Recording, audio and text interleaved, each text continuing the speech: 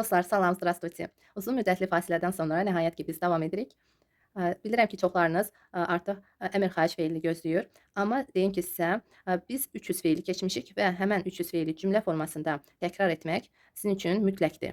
Sizə praktika lazımdır. Rus dilini rahat və effektiv şəkildə öyrənməyiniz üçün. Biz bu cümlələri çalışacaq tez bir zamanda tərcümə edək və sonra da artıq əmr xahiş feillərinə keçid alacağıq. Gəlin dostlar, çalışaq tərcümə edək. İnanıram ki, asanlıqla alınacaq. Tərcümə zamanı əlbəttə ki, mən sizə köməklik edirəm. Bütün xırdalıqları yenidən başa salıram ki, siz əgər unudubsuzsa yadınıza salasınız, əgər bilirsinizsə mükəmməl şəkildə öyrənəsiniz, daha yaxşı yadınızda qalması üçün. Gəlin başlayaq. Я пришел к выводу, что və ardı mütləq olmalıdır. Mən qənaətə gəldim ki və sonra da ardını deyə bilərsiniz. Nəticəyə də demək olar, amma nəticə rezultat deməkdir. Rezultat. Rezultat. Bir məqam var, sadəcə mən nəticəyə gəldim. Mən belə nəticəyə gəldim deyə bilərik. Belə artıra bilərik. Mən belə nəticəyə gəldim. Amma rus dilində deyərkən, baxın, nəticə sözü də vывод kimi tərcümə olunacaq. Bu cümlədə rezultat demirik, məhz vывод deyəcəyik. Əgər hansısa bir nəticəyə və yaxud qənaətə gəldinizsə, hər iki söz bu fikirdə rus dilində məhz vывод kimi tərcümə olunacaq. Artıq rezultat yox, vывод kimi. Biz ana dilimizdə iki cür deyə bilərik. Mən belə, yəni yazın burada, belə qənaətə gəldim ki, və yaxud mən belə nəticəyə gəldim ki, rus dilində amma я пришел belə sözü к такому выводу deyəcəyik. Я пришел к такому выводу, что məhz bu cür deyəcəyik. Я пришел к такому результату, əgər siz nəticəyə gəldiniz, amma o zaman ardı olmur. Я пришел к такому результату. Öncədən deyilir, hansı nəticəyə gəlib, hansı nəticəni əldə edib, sonra da deyə bilər. Например, я пришел или я получил такой результат. Или я пришел к такому rezultatu. Burada öncə biz həmən nəticəni deyirik, başa salırıq, göstəririk və sonra da axırda deyə bilərik ki, mən belə bir nəticəyə gəldim. Mən belə bir nəticəyə gəldim. Mən belə nəticəyə gəldim. Я пришел к такому результату. Burada ardı gəlmir. Yox dostlar, burada artıq sonda deyilir bu cümlə və sadəcə deyirsiniz ki, mən belə nəticəyə gəldim. Amma başqa fikirdə deyirsə və ardını, baxın, ardını deyirsiniz, bu zaman həm nəticə, həm qənaət vывод olacaq. Почему он не на работе? Necə tərcümə edəcəyik? O niyə işdə deyil? Burada niyə inkar deyil kimi tərcümə olunacaq. Не на работе. Куда он ушел? O hara çıxıb getdi? Çıxıb sözünü deməyə də bilərik, o hara getdi? Ушел əgər çantasını götürüb gedib, amma əgər bilmirsə qayıdacaq ya yox, siz deyə bilərsiniz, куда он пошел? Deyə bilərik əlbəttə ki. Куда он пошел? O hara getdi?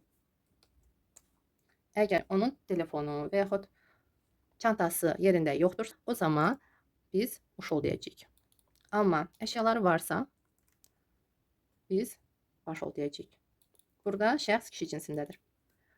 Он пошел обедать. Обедать yemək yeməyə və başqa cür də tərcümə edə bilərik. O nahara getdi. Я не знаю. Başqa cür də cavab vermək olar. Я не знаю. Ему позвонили, и он ушел домой. Necə tərcümə edəcəksiniz?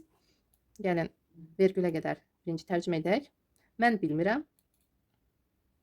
Ona zəng etdilər və o evə getdi. Siz bilirsiniz ki, feil rus dilində biz ortada deyirik, amma tərcümə edərkən sonda tərcümə edəcəyik.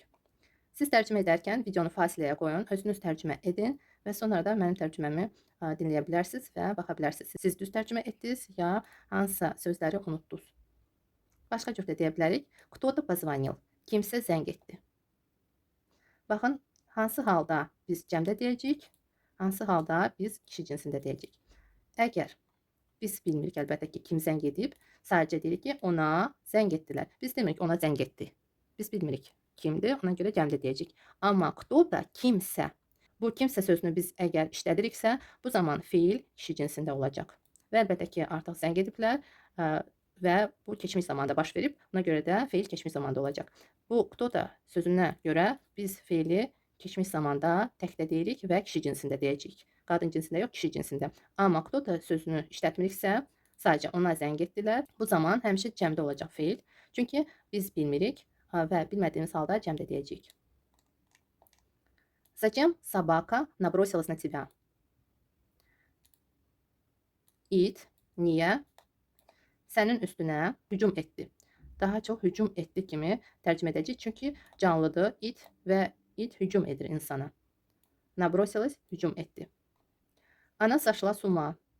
O ağlını itirdi. Baxın, sошла с ума ağlını itirmək deməkdir. Sadəcə burada məntiqi tərcümə olunacaq. Yadınızda saxlayın. Ana sошла с ума. O ağlını itirdi. Biz ağlını və itirdi, material deyə tərcümə edə bilmərik qətiyyən. Sözbəsöz burada tərcümə olunmayacaq. Məhz bu cür məntiqi tərcümə olacaq. Deməli, sошла с ума ağlını itirdi deməkdir. Она вела себя агрессивно. O özünü aqressiv aparırdı. Собака qadın cinsindədir. Ona görə də biz ana deyəcəyik. Burada əlbəttə ki, artıq biz bu sözü, it sözü təkrar etmirik. Sadəcə, baxın, əvəzləyicidən istifadə edirik. Ana. Дети на празднике вели себя спокойно. Агрессивно, spokойно, baxın, zərfdir. Bu, baxın, zərfləri siz ayrıca da qeyd edə bilərsiniz bir kağıza. Biz hələ keçməmişik, amma artıq cümlədə işlədirik. Bu sadə bir sözlərdir deyə mən sizə verirəm. Siz artıq həmən sözlərin, zərflərin çoxsunu artıq bilirsiniz, tərcümələrini də bilirsiniz. Yenə də mən sizin üçün hazırlayacağım belə bir dərs, yığacağım bütün zərfləri birlikdə və verəcəm. Yenə də siz indidən bilsəz, lap yaxşı olar. Uşaqlar bayramda özlərini sakit aparırdılar. Görürsünüz, feili mən sonda tərcümə edirəm. Amma yadınızda saxlayın. Əgər siz rus dilində danışırsınızsa, siz feili sonda deməməlisiniz. Ya, baxın, ortada olmalıdır, belə. Ya da ki, baxın, дети. Дети şəxsdir, bir neçə nəfərdir. Bu feili biz дети sözündən sonra da deyə bilərik. Na праздники sadəcə yeri bildirir. Na праздники biz yenə də deyirəm, həm cümlənin ortasında, həm axırda da deyə bilərik. Дети вели себя mütləq olmalıdır yanında. Veli себя, özlərini aparırdılar. Baxın, bu söz, себя sözü feillə bağlıdır. Ona görə də biz onu sonra deyə bilmərik. Veli себя feillə bağlıdır. Özlərini aparırdılar. Дети вели себя на празднике спокойно. Дети veli себя спокойно на празднике. Görürsünüz? Harda? Bayramda. Biz həm əvvəldə deyə bilərik, həm ortada, həm də axırda. Bu bir əlavə məlumatdır. Harda? Na празднике. Amma feili biz mütləq, görürsünüz, şəxsdən sonra və yaxud şəxs əvəzliyindən sonra biz feili işlədirik. Əgər feillə bağlı hər hansı bir söz varsa, o gəlir. Sonra zərf gəlir. Zərf feildən sonra gəlir. Tərsinə də ola bilər. Дети спокойно вели себя. Ümumiyyətlə, zərf həm feilin əvvəlində dura bilər, həm sonra. Və axırda на празднике. Раньше я умела или могла шить. А сейчас не умею. Не могу. Все забыла. Gəlin tərcümə edək bu cümləni. Раньше əvvəllər. Mən умела bacarırdım. Əgər əllə nəsə edirsinizsə, o zaman умела deyə bilərsiniz. Bu sizin bir əl qabiliyyətinizdir. Ona görə də умела deyə bilərsiniz. Əgər siz tikməyi bacarırsınızsa və yaxud rəsm çəkməyi bacarırsınızsa və yaxud bacarırdınızsa, bu zaman умела feillə biz işlədirik. Amma ümumiyyətlə mogla demək olar. Hər ikisi bacarmaq deməkdir. Əvvəllər mən bacarırdım tikməyə. Tikməyə bacarırdım. Tikməyə birinci tərcümə edəcəyik. Çünki bu feildir. Şit feildir. Və tərcümə edərkən birinci dəyişilməz formada olan feili tərcümə edirik. Sonra da artıq, baxın, cinsdə olan feil. А сейчас не умею, не могу. Amma indi no сейчас da demək olar. A сейчас da demək olar. A сейчас, no сейчас. Əgər müqayisə edilirsə, əvvəllər bacarırdım, amma indi bacarmıram. A da demək olar, no da demək olar. A сейчас не могу, no сейчас не могу. Baxın.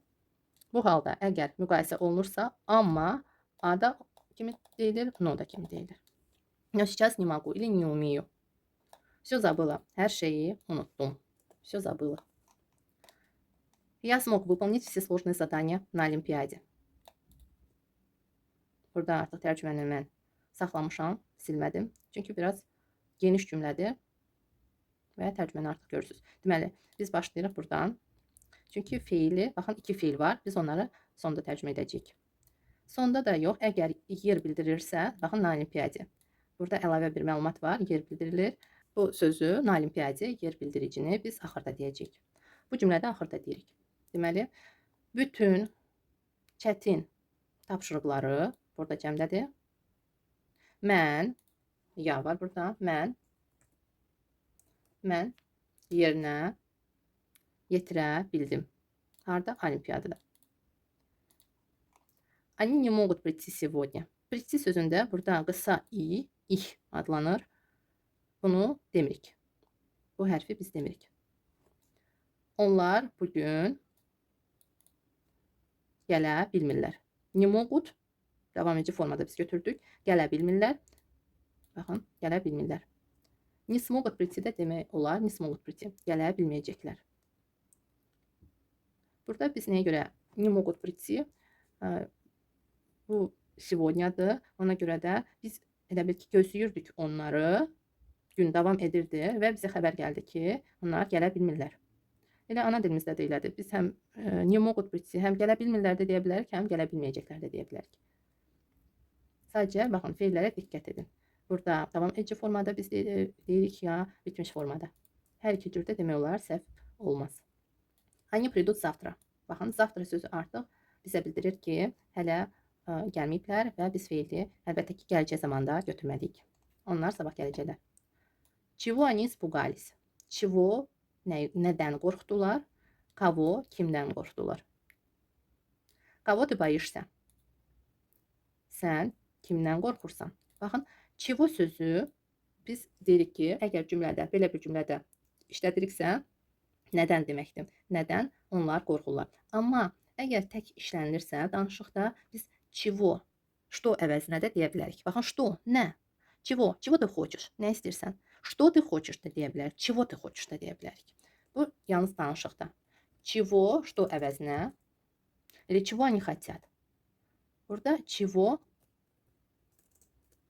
məhz sualdır və nə mənasındadır. Buna görə də çigo, amma çivo biz deyəcəyik. Çivo, gəlin belə deyək. Çivo, что əvəzinədir. Они хотят. Burada görürsünüz, onlar nə istəyirlər? Çivo, что əvəzinə olacaq. Demək olar danışıqda. Amma bu yazılı formada düzgün deyil. Yalnız danışıqda işlədə bilərik. Deməli, çivo, что əvəzi danışıqda biz nə kimi də tərcümə edə bilərik. Kavo ты boишься? Kimdən qorxursan? Я испугалась за тебя. За тебя əgər kiməsə görə. Amma kiməsə görə deyəndə за тебя siz fikirləşirdiniz və yaxud qorxdunuz, ona görə onu fikirləşərək də ki, birdən ona nəsə olar. Amma за тебя sizin qorxmağınızın səbəbkarı o idi. Я боюсь, что они не придут. Я останусь один. Mən qorxuram ki, onlar gəlməyəcəklər və mən tək qalacağam. Burada baxın, nəyə görə? İki fiil cinsdədir. Çünki bu i artıq cümləni bölür və iki tam fərqli fikir deyilir burada. Düzü, görürsünüz? Qorxuram ki, onlar gəlməyəcəklər və sonra da deyilir ki, mən tək qalacağam.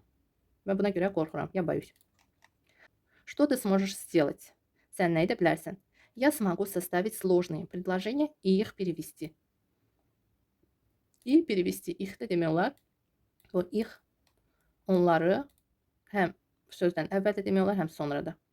Mən çətin cümlələri qurub onları tərcümə edə bilərəm. Baxın, bacaracağımı, baxın, görürsünüz? Bilərəm, bacararam sözü sonda tərcümə olunacaq. Çünki bu iki bacarıq, görürsünüz, mütləq tərcümə olmalıdır. Составить, qurmaq, məhz cümlə və tərcümə etmək, перевести olacaq. Burada перевести dəyişilməz formadadır. Dəyişilməz forma həm içlə, Çox vaxt it ilə qurulur. Bəzi hallarda, bəzi feillərdə ci ilə bitə bilər. Ci. Var elə feillər ki, infinitivdə ci ilə bitir. Ci. Bu feillər azdır. Yenə də qarşımıza gələrkən siz diqqətli olun və yadınızda saxlayın.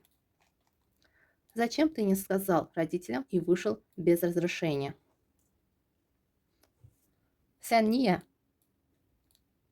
valideynlərinə demədin və icazəsiz çıxdın? Я сказал им.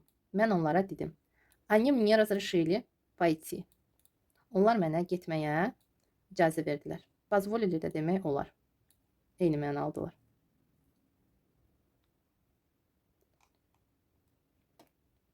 Я не разрешал тебе брать мои вещи. Mənim əşyalarımı götürməyə mən sənə icazə vermirdim. Не разрешал davam edici formada və ümumiyyətlə icazə vermirdim. Keçmiş zamandan bu vaxta kimi də icazə vermirəm. Davam edici formada. Что вчера случилось с тобой? Что с тобой случилось вчера? Bu cürdə demək olar. Vчера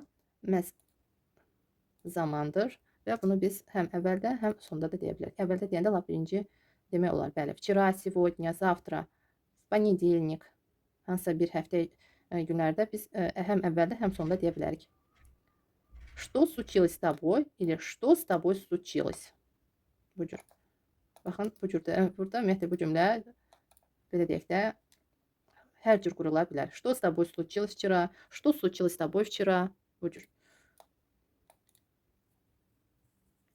Səninlə, amma tərcümə edərkən əlbəttə ki, biz bu cür tərcümə edəcəyik. Səninlə dünən nə baş vermişdi? Я внезапно почувствовал сильную боль в голове. Mən anidən başımda güclü ağrı hiss etdim. Она выпила чашку горячего сладкого чая или кофе и почувствовала прилив сил. Necə tərcümə edəcəyik? O bir fincan, biz bir sözü rus dilində demirik, amma ana dilimizdə mütləq deyəcəyik. O bir fincan qaynar, şirin çay və yaxud qəhvə içdi. И artıq başqa fikir gəlir və почувствовала прилив сил. Priliv sil güc dalğası deyil. Əlbəttə ki, priliv belə deyək də valna deyil, dalğa deyil. Sadəcə priliv sil burada belə bir söz birləşməsidir və məntiqi tərcümə olunacaq. Enerji kimi və enerji hiss etdi. Özünü daha gümrah hiss etdi. Почувствовала бодрость demək olar. Почувствовала бодрость. Бодрость gümrahlıqdır, amma priliv sil daha çox deyilir. Я чувствую, что сдам экзамен на отлично. Burada feillərə diqqət edin. Hansı zamanda işlədirəm? Burada indiki zamanda, burada keçmiş zamanda idi. Ya çustuyu. Mən hiss edirəm ki, imtahanı yaxşı nəticə ilə verəcəm. Baxın, burada imtahanın nəticəsi əladır. Əla nəticəyə deyilməz. Sadəcə imtahanı uğurla verəcəm. Uğurla verəcəm, yüksək nəticə ilə verəcəm demək olar. İmtahanı yüksək nəticə ilə verəcəm. Зачем ты не предложил ей поехать с нами? Я предлагал ей несколько раз. Она отказалась. Sən niyə ona bizimlə getməyə təklif etmədin? Не предложил, təklif etmədin. Я предлагал. Mən təklif etmişəm. Несколько раз, bir neçə dəfə. Она отказалась. O imtina etdi. Я пытаюсь научить ее водить машину. Pытаюсь burada, baxın. İndiki zamanda da научить, öyrətmək. Я пытаюсь научить ее водить машину, но у нее слабо получается. Mən çalışıram onu maşın sürməyə öyrədim. Amma onda zəif alınır.